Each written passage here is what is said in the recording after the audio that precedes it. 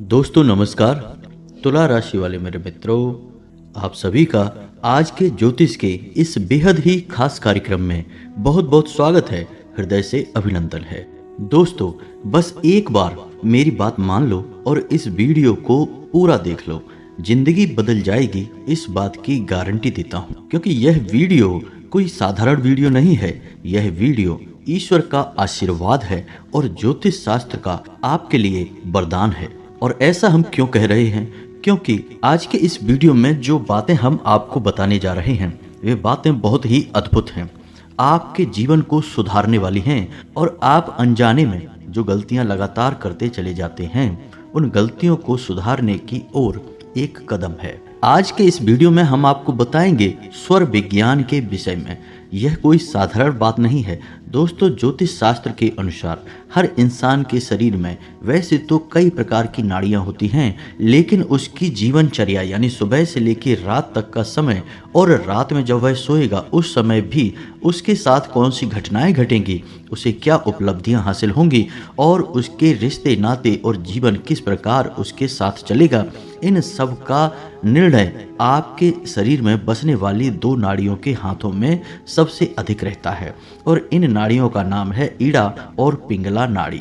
और इन्हीं ईड़ा और पिंगला नाड़ी को समझने के लिए स्वर विज्ञान का गठन किया गया। तो जिस इंसान को स्वर विज्ञान के बारे में बहुत अच्छी तरह से पता रहता है या थोड़ी बहुत भी जानकारी होती है तो वह अपने जीवन में घटने वाली घटनाओं को नियंत्रित कर सकता है, अपने जीवन में जो भी कुछ वह चाहता है सब कुछ हासिल कर सकता है, यहाँ तक कि ईश्वर की कृपा और आशीर्वाद भी प्राप्त कर सकता है। जी हाँ दोस्तों, इसी के साथ साथ हम आपको बताएंगे दो ऐसी चीज़ों के बारे में जिन्हें आप यदि घर से बाहर निकलते समय अपनी जेब में रखकर निकलेंगे तो निश्चित तौर पर आपकी जीत होगी। जी हाँ दोस्तों, आप लोग जब घर से बाहर निकलते हैं, काम पर जाते हैं तो आपके मन में हमेशा यह शंका रहती है कि आज आपका दिन कैसा बीतेगा, आज आपके साथ कहीं कोई अनर्थ ना हो जाए, कोई ऐसी घटना ना घट जाए जिससे आपका जीवन पूर्ण रूप से तहस नहस या बर्बाद हो जाए, या फिर कम से कम शाम तक आपका मूड खराब ना हो जाए।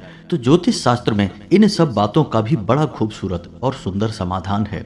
इसके कुछ छोटे छोटे उपाय हैं, कुछ छोटी छोटी बातें हैं जिन्हें आप यदि मानकर घर से बाहर निकलते हैं तो आप देखेंगे कि आपके जीवन में परेशानियां तो आएंगी लेकिन वे बस आपको छू कर चली जाएंगी, आपको बहुत अधिक कष्ट नहीं देगी। दोस्तों यह बात कह देना बिल्कुल सरासर झूठ होगा कि परेशानी आएगी ही नहीं।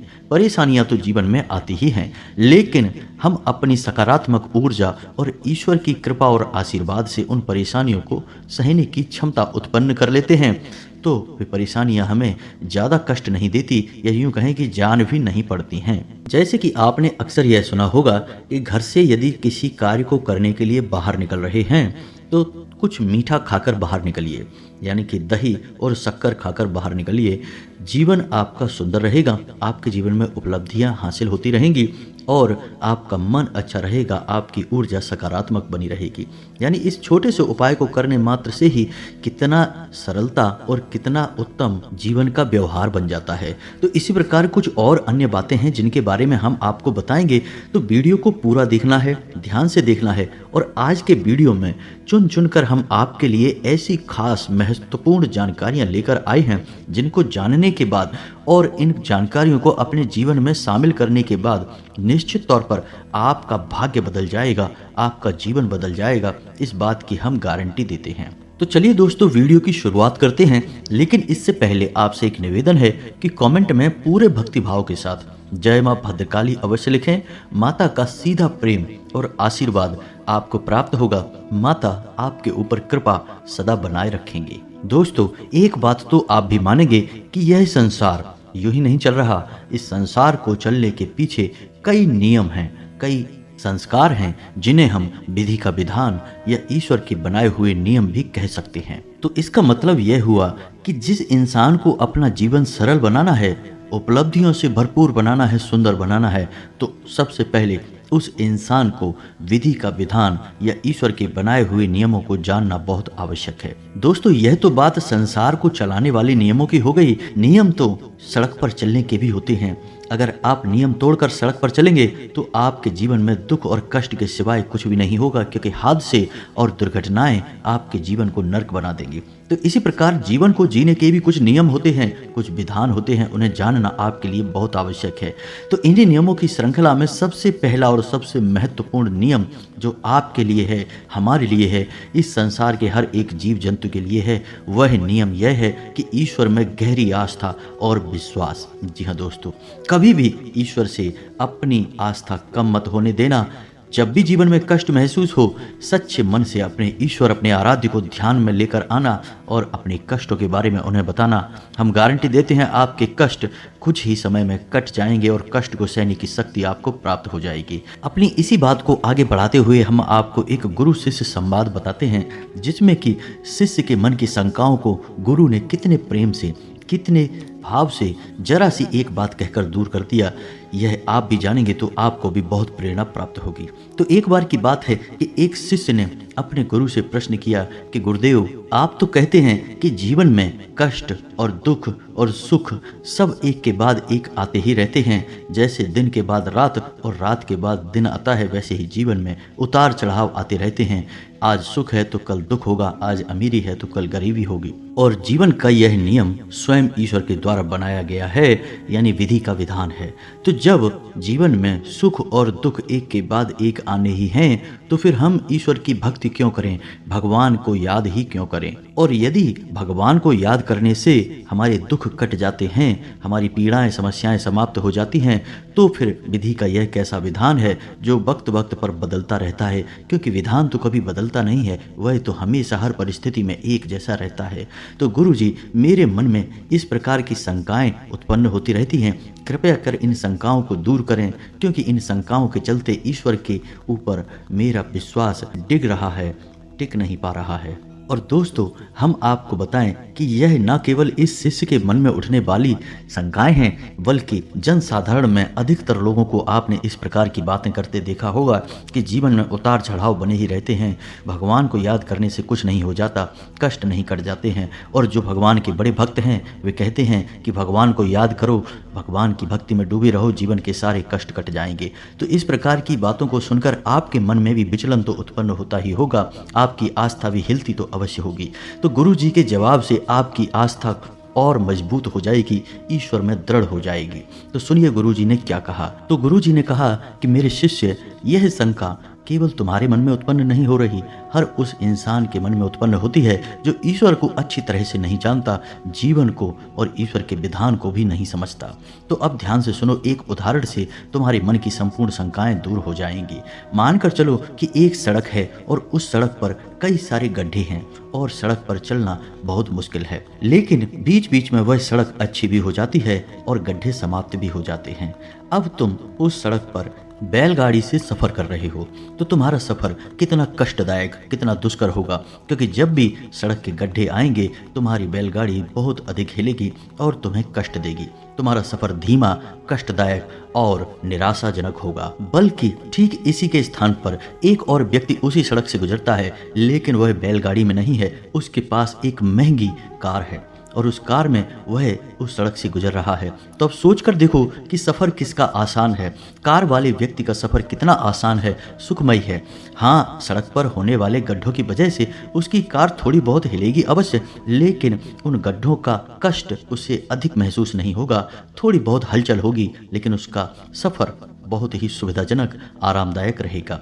तो सड़क तो एक ही है, सड़क में होने वाले गड्ढे, उतार चढ़ाव सब एक जैसे हैं, लेकिन दो लोग सफ़र कर रहे हैं। एक का सफ़र नरकी है और दूसरे का सफ़र स्वर्ग के समान है। तो अब मानकर चलिए कि दूसरा व्यक्ति जिसका सफ़र स्वर्ग के समान है वह ईश्वर की भक्ति में लीन है, क्योंकि वह महंगी कार जो है वह ईश्वर की भक्ति के समान है। क्योंकि जब कोई इंसान ईश्वर की भक्ति में लीन होता है तो उसके जीवन में कष्ट तो अवश्य आते ही हैं, ऐसा नहीं है कि कष्ट आएंगे नहीं। ठीक उसी प्रकार कष्ट आएंगे जैसे किसी साधारण जो ईश्वर की भक्ति में लीन नहीं है उस इंसान के जीवन में कष्ट आएंगे, लेकिन वे कष्ट ईश्वर की भक्ति के कारण उसे महसूस नहीं होंगे, उसके जीवन में इतनी सकारात्मक ऊर्जा भर जाएगी कि उस इंसान के जीवन में किसी भी प्रकार के कष्ट उसे महसूस नहीं होंगे।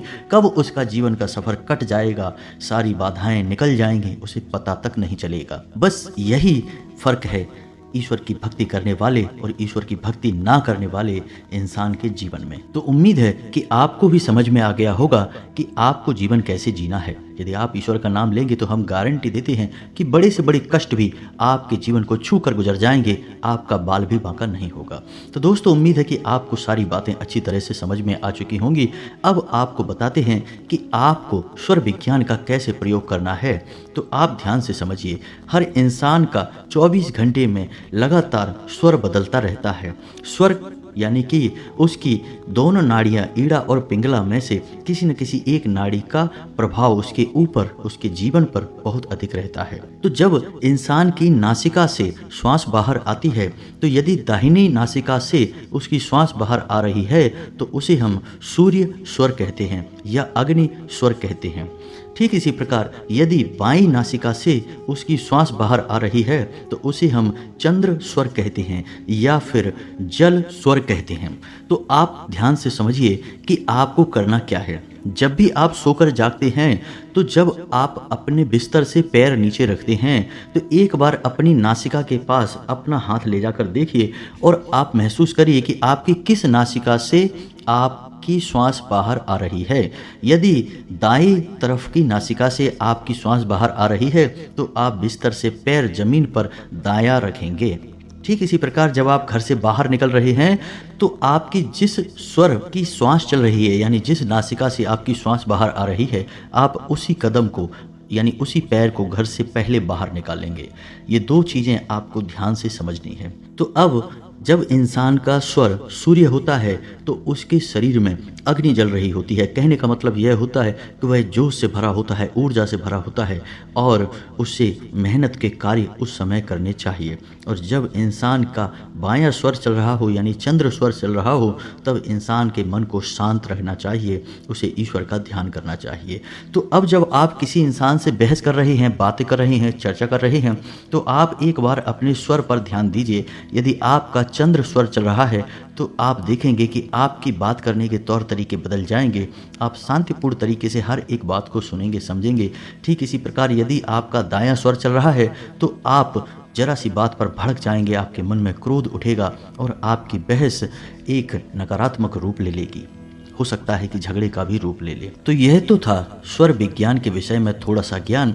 आप इन बातों को थोड़ा सा ध्यान में रखकर अपने जीवन को जिएंगे तो आप देखेंगे कि आप कई सारी चीज़ों को अपने जीवन में नियंत्रित कर पाएंगे। अपने व्यवहार को और लोगों के व्यवहार को भी आप नियंत्रित कर पाएंगे, क्योंकि आप समझ जाएंगे कि अब आपको क्या कहना है, क्या करना है। इसी प्रकार हम आपको बताएं कि जब आप घर से बाहर निकलें तो बाहर निकलने का नियम क्या है।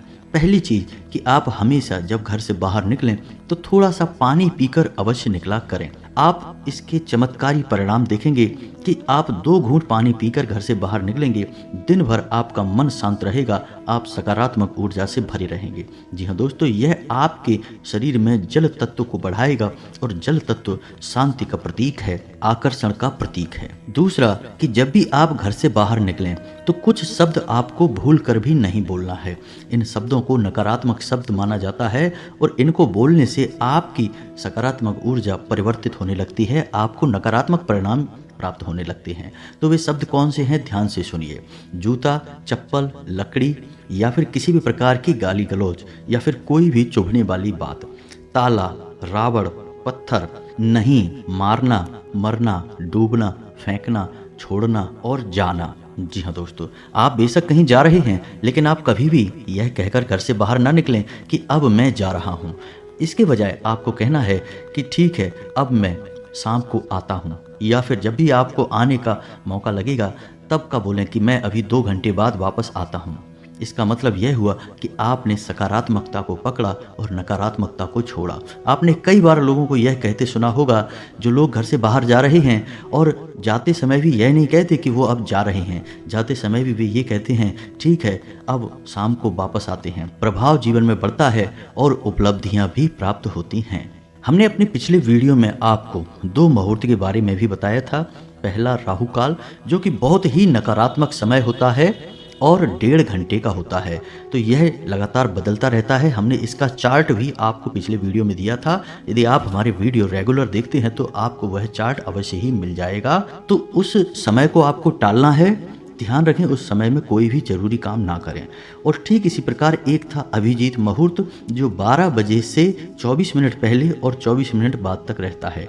अभिजीत मुहूर्त में ही आप कोई भी महत्वपूर्ण कार्य करें। इन मुहूर्तों को आपको विशेष ध्यान देना है दोस्तों। अगला कि जब भी आप घर से बाहर निकलें तो आप हनुमान जी के भाई गतिमान का मन में स्मरण करके बाहर निकलें। गतिमान आपके हर एक मन के भाव को शुद्ध करेंगे, आपके घर से बाहर निकलने के मकसद को हल करेंगे और आपको चमत्कारी परिणाम प्राप्त कराएंगे। जी हाँ दोस्तों, तो आप एक बार मन में गतिमान बोलते हुए घर से बाहर निकलें और आप देखेंगे कि आपका जीवन कैसे बदलता है। इसी प्रकार दोस्तों, जब आप घर से बाहर निकलें तो अपनी जेब में एक लौंग का जोड़ा रखकर अवश्य निकला करें। आप हर समय जब भी बाहर निकलें लौंग का जोड़ा निश्चित तौर पर अपनी जेब में रखकर निकलें। और जब आप वापस अपने घर में प्रवेश करें तो लौंग के उस जोड़े को पीठ के पीछे, यानी कि पीछे मुड़कर नहीं देखना है, पीठ के पीछे फेंक दें और सीधे घर में प्रवेश कर जाएं। यह बहुत ही शक्तिशाली उपाय है दोस्तों, आप इसको करके देखिए। आप देखेंगे कि यदि आपका मूड खराब भी होगा तो घर में प्रवेश करते ही आपका मूड अच्छा हो जाएगा और जो थोड़ी बहुत नकारात्मकता आपके साथ घूम भी रही थी या आपने सोखी भी थी, वह भी घर के बाहर ही रह जाएगी। आपके घर का माहौल स्वर्ग जैसा सुंदर हो जाएगा। जी हाँ दोस्तों, और आप जब अपने घर से बाहर निकलें तो 2 बातों का और भी ख्याल रखें कि आप गलती से भी किसी महिला का अपमान ना करें, ना ही किसी के साथ बहस करें। दूसरा कि गलती से भी अपने पितृ पूर्वजों के लिए मन में या फिर अपने मुख में कोई भी नकारात्मक बात ना निकालें। इसके बजाय आप अपने पितृ पूर्वजों को धन्यवाद अवश्य दें, क्योंकि हो सकता है कि आपको ऐसा लगता हो कि आपके पुरखे पूर्वजों ने आपके लिए किया ही क्या है, लेकिन आपकी देह, आपका जीवन सब आपके पितरों की ही देन है। तो कम से कम आप अपने इस जीवन और अपनी इस देह के लिए तो अपने पितरों को धन्यवाद अवश्य करें। आप देखेंगे कि आपके जीवन में कोई नकारात्मकता रहेगी नहीं। आपके पितर बहुत ऊर्जावान होंगे और आपको आशीर्वाद देंगे। और याद रखिए कि आपके जीवन का, आपके घर का पहला रक्षा कवच आपके पितर ही हैं। तो आपकी इतनी छोटी सी क्रिया से भी आपके पितर आपकी रक्षा करने के लिए तुरंत तत्पर हो जाएंगे। कोई भी नकारात्मक शक्ति आपका कुछ बिगाड़ नहीं पाएगी। जी हाँ दोस्तों, तो इन बातों का ख्याल रखते हुए आप अपने घर से बाहर निकलिए। आपके काम निश्चित तौर पर बनेंगे, आपका जीवन सुंदर और सरल होगा।